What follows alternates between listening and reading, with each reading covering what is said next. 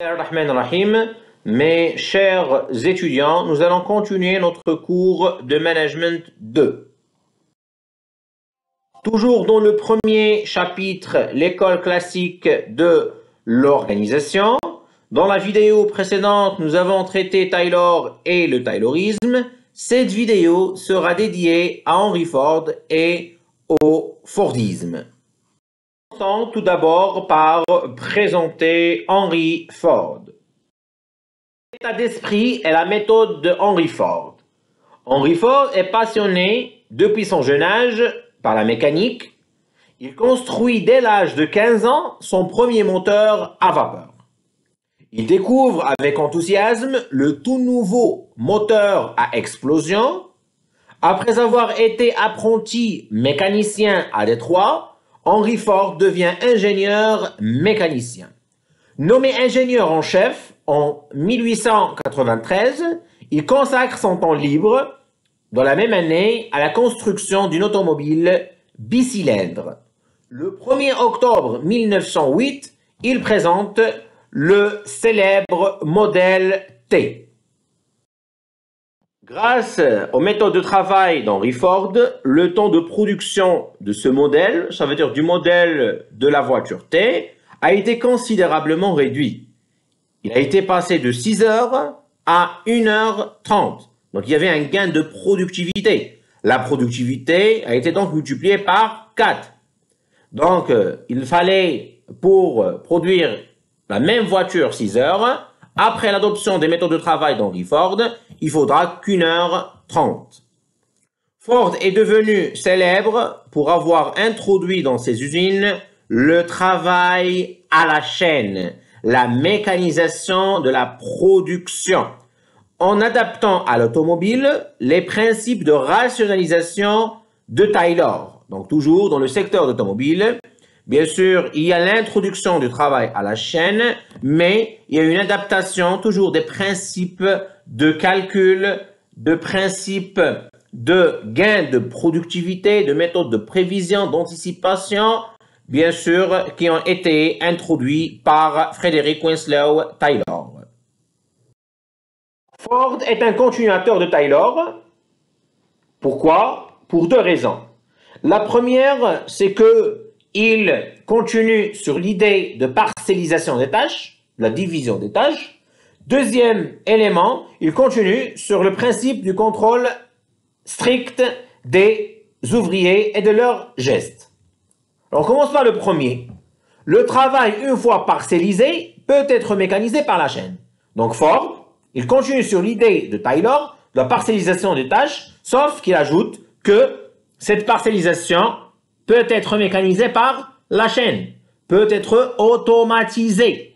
Donc, et on va voir par la suite le principe du travail à la chaîne. Ce travail à la chaîne pour Ford permettra un contrôle strict du travail d'ouvrier. Pourquoi? Car c'est la machine elle-même, à travers le déroulement de convoyeurs de pièces, qui dicte à l'homme son rythme de travail et de production. Donc, nous n'allons pas, selon Ford, nous n'allons pas contrôler les gestes des ouvriers et les ouvriers par des contremaîtres, mais grâce à un travail à la chaîne, grâce à un travail mécanisé, grâce à un travail automatisé, grâce au déroulement des convoyeurs de pièces, c'est la machine qui va contrôler l'homme. C'est la machine qui va dicter le rythme de travail de l'homme et sa production. Le Fordisme est une doctrine et théorie économique inspirée des méthodes d'Henry Ford, suivant laquelle la production en grande série et à la chaîne abaisse les coûts de production et les prix de vente, ce qui augmente la demande et permet une nouvelle augmentation du niveau de production. Selon la doctrine Fordisme, lorsque dans l'usine, il y a une production en grande série, en grande quantité et à la chaîne, et il y a l'instauration de la méthode du travail à la chaîne, lorsque la production est automatisée et mécanisée, ceci permettra à l'entreprise d'abaisser ses coûts de production, de diminuer ses coûts de production. Et par conséquent, les prix de vente vont être réduits.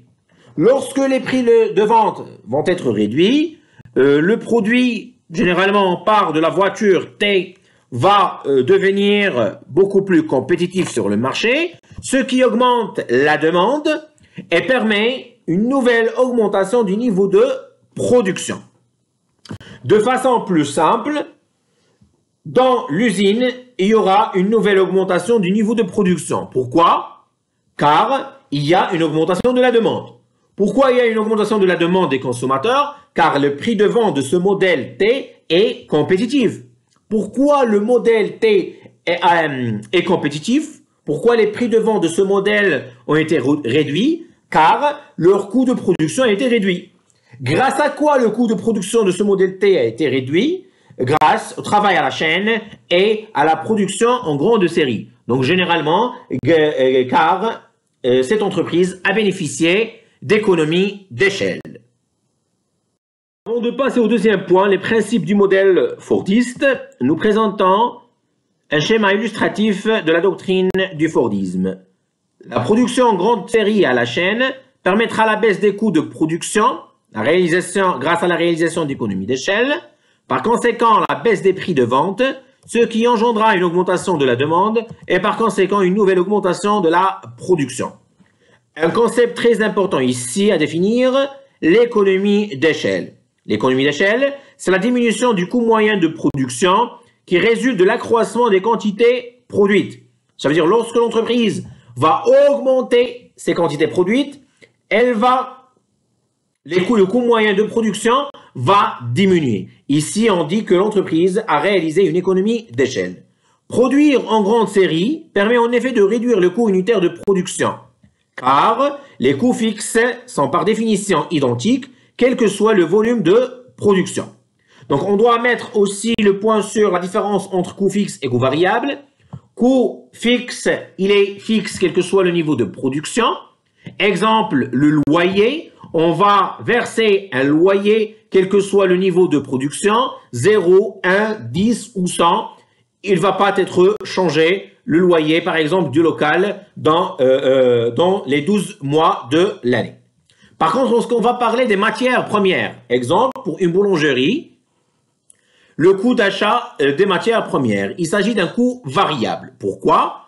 Car si nous donnons l'exemple, pour produire une tarte, il faut 1 kg de farine, alors pour 10 tartes, il faudra 10 kg de farine. Pour 100 tartes, il faut 100 kg de farine. Alors vous voyez que le coût d'achat de matières premières va changer. C'est pour cette raison qu'on les appelle les coûts variables. Alors ici, généralement dans l'économie d'échelle, on donne l'exemple pour une boulangerie qui va verser un loyer, par exemple, de 10 000 dirhams par mois. Le premier mois, elle va produire 100 unités et le deuxième mois, il va produire 10 000 unités. Dans le deuxième mois, on va dire qu'elle a réalisé une économie d'échelle. Pourquoi? Car le coût moyen de production est réduit grâce à l'accroissement des quantités produites. Et entre parenthèses, elle a divisé les 10 000 dirhams de loyer sur 10 000 unités. Donc, elle a bénéficié des coûts fixes. D'accord? Donc, les 10 000 dirhams de loyer ont été divisés sur 10 000 unités. Beaucoup mieux que sur le mois précédent, que les 10 000 dirhams ont été divisés que sur 100 unités. Passons maintenant au principe du modèle Fordiste. Donc, le premier principe, c'est le travail à la chaîne. Comme vous voyez dans l'image, il y a une automatisation, une mécanisation du travail. Donc, ce n'est plus l'ouvrier qui cherche les pièces, mais c'est la pièce qui circule grâce à un convoyeur qui circule autour des ouvriers. Donc, on remarque qu'il y a une mécanisation, une automatisation de l'usine et du travail industriel. La même chose dans la deuxième image, il y a une automatisation de la circulation des voitures, la Ford T, autour des ouvriers. Donc, il s'agit d'un travail à la chaîne. Le premier principe du modèle Fordiste est le travail à la chaîne. Le travail à la chaîne, il s'agit d'un mode de fonctionnement aurait été pratiquée pour la première fois dans les abattoirs de Chicago et la visite de ces lieux aurait influencé Henry Ford. Donc Henry Ford, dans l'une de ses visites aux abattoirs de Chicago, il a remarqué la circulation automatique de la viande autour des ouvriers. Cette idée lui a bien sûr marqué et qu'il va l'adopter dans l'usine. Une mécanisation de l'usine qui utilise des convoyeurs pour assurer la circulation des pièces devant des ouvriers. Donc ce n'est pas les ouvriers qui vont chercher les pièces, mais ce sont les pièces qui vont circuler à travers des convoyeurs autour des ouvriers. Cette mécanisation présente l'avantage de supprimer une grande partie du travail de manutention, donc d'entreposage, de stockage, de transport et une gestion plus rigoureuse des stocks. Cette parcellisation du travail, cette division du travail, a engendré une déqualification du travail. Donc on a remarqué du travail ouvrier. Bien sûr que la qualification de l'ouvrier a diminué. Le rythme de travail n'est plus sous le contrôle de l'ouvrier, mais dicté par la machine. Cette déqualification est le résultat du contrôle de l'ouvrier par la machine. Donc l'ouvrier, ce n'est pas lui qui dicte le rythme ou qui produit sous le rythme qu'il veut, mais c'est la machine qui va lui dicter le rythme de travail. Donc c'est la machine qui va contrôler l'ouvrier. C'est la machine qui va contrôler l'homme. Le deuxième principe du modèle fordiste est le principe de standardisation des biens de production. Je souligne bien, standardisation des biens de production. Ce principe repose sur une production de grande série, de grande quantité, grâce à des pièces interchangeables et standardisées. Une production de grande série, de grande quantité, de masse, grâce à des pièces interchangeables qu'on peut les échanger entre les voitures. Pourquoi? Car ils sont standardisés. Les pièces sont identiques, sont les mêmes. L'accroissement de la production par l'amélioration de la productivité conduit également à l'abaissement des coûts unitaires de production et donc à la réalisation d'économies d'échelle. Donc la production de masse, la production en grande série, l'augmentation des quantités produites va permettre une amélioration de la productivité par la diminution des coûts unitaires et ce que nous avons appelé économie d'échelle. Donc l'entreprise va réaliser des économies d'échelle grâce à la production de masse. Le troisième principe du modèle fordiste est le principe de $5 a day. Au 1er janvier 1914, la décision est prise de porter la rémunération journalière à $5 par jour. Selon Ford, cette rémunération de $5 pour le jour, elle permet d'atteindre un double objectif. Le premier, c'est de fidéliser les ouvriers. Ça veut dire pour faire face aux problèmes de turnover, pour que les ouvriers restent fidèles à l'entreprise, pour que les ouvriers ne quittent pas l'entreprise. Deuxième objectif, de redistribuer des gains de productivité sous forme de pouvoir d'achat, compensant ainsi la difficulté du travail en assurant la paix sociale. Alors, deuxième objectif, c'est de créer un bon climat social dans les usines, généralement grâce à cette rémunération. Lorsque les ouvriers vont avoir une bonne rémunération, leur pouvoir d'achat va s'améliorer et ceci va compenser la difficulté de travail et par la suite, il va améliorer le climat de travail et il va créer la paix sociale. Cette redistribution de pouvoir d'achat permettra de stimuler l'offre et la demande, en donnant aux ouvriers la possibilité d'acquérir les voitures qu'ils produisent. Alors, selon Ford, lorsqu'on va augmenter la rémunération journalière à $5 par jour, ceci va améliorer le pouvoir d'achat des ouvriers, ce qui va stimuler l'offre et la demande. Ça veut dire que les ouvriers eux-mêmes auront la possibilité d'achat des voitures qu'ils produisent. Passons maintenant aux portées du modèle Fordiste de production. La logique du Fordisme repose avant tout sur la recherche de l'augmentation de la productivité dans les unités de production, dans les usines. Trois effets complémentaires du modèle Fordiste de production: la baisse des prix de vente, qui est le résultat de la baisse des coûts moyens de production, qui est le résultat de la réalisation d'économies d'échelle, qui est le résultat de travail ou de la production en masse et à la chaîne. Deuxièmement, la hausse des salaires, c'est le deuxième principe de Ford. Grâce à une rémunération journalière de 5 dollars le jour, pour plusieurs raisons: pour fidéliser les ouvriers, pour compenser la difficulté au travail, pour créer un bon climat social. L'augmentation de profit, ceci est le résultat de l'augmentation de la demande.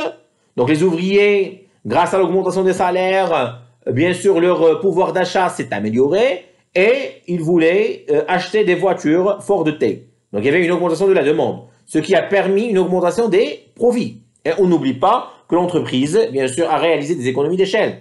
Donc bien sûr, le coût moyen de production s'est abaissé. Ce mécanisme a favorisé alors l'avènement d'une production de masse, stimulée par le développement d'une consommation de masse. Donc, ce qui a stimulé la production en grande série, en grande quantité, c'est l'augmentation de la demande, c'est la consommation de masse. Donc, il y avait une grande... la demande a été augmentée de façon remarquable. Tout le monde voulait acheter, acquérir la Ford T. Pourquoi? Car les ouvriers, leur situation, bien sûr, où leurs salaires ont été augmentés, ont été revus à la hausse, leur niveau de vie s'est progressé, leur pouvoir d'achat s'est amélioré.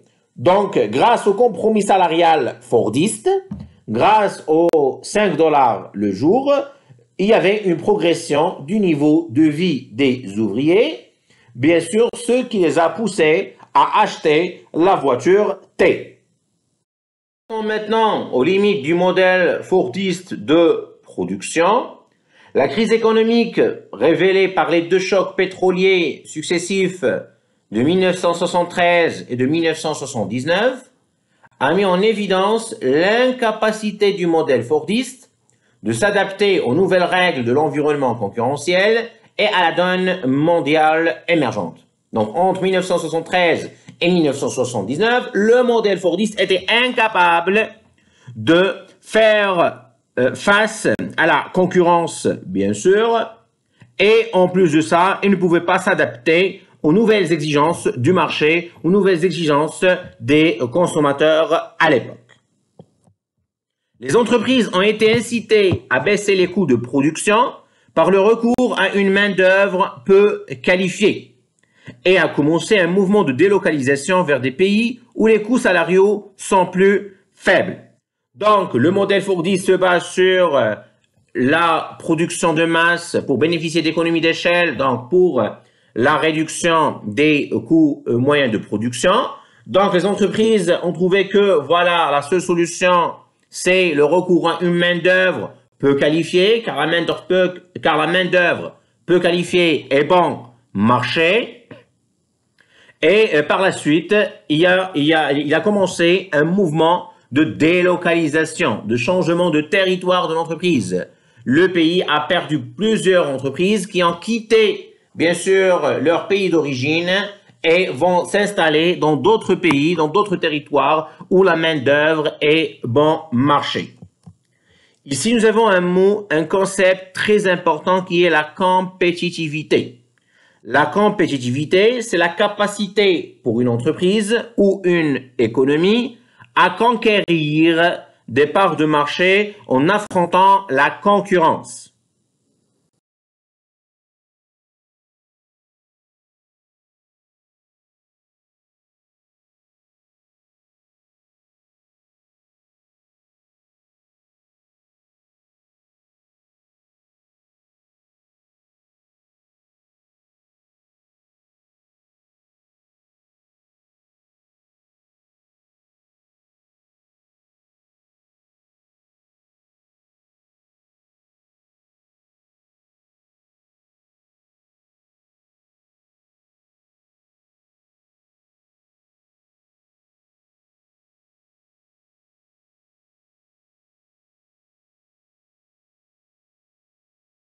Continuons sur les limites du modèle fordiste de production. Cette logique fordienne de production de masse, de biens standardisés et de recherche d'économie d'échelle ne correspondait déjà plus aux exigences des marchés dans les années 80.